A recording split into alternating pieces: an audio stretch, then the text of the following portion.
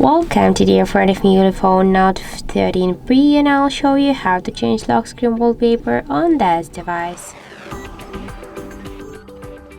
So first let's just open the settings application, and after that we should tap here to the display section.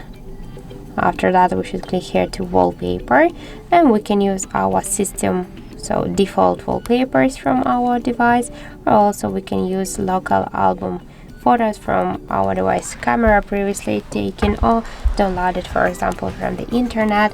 So let's use now just the regular default wallpapers here. For example, let's use this one. We can just click here to the application, and we wanna set it on the lock screen. So just wait a second. We can see that our wallpaper set successfully on the lock screen.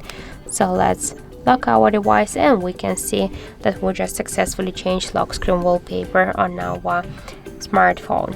If you wanna make it by the second way, you can also do that. Just first you should hold for a while your one from your device home screens, and after that you'll see here the wallpapers icon. Click here once.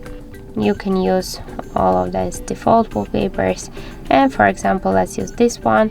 Click here lock screen, wait a second, and now let's lock our phone, and as can you see, that's so simple.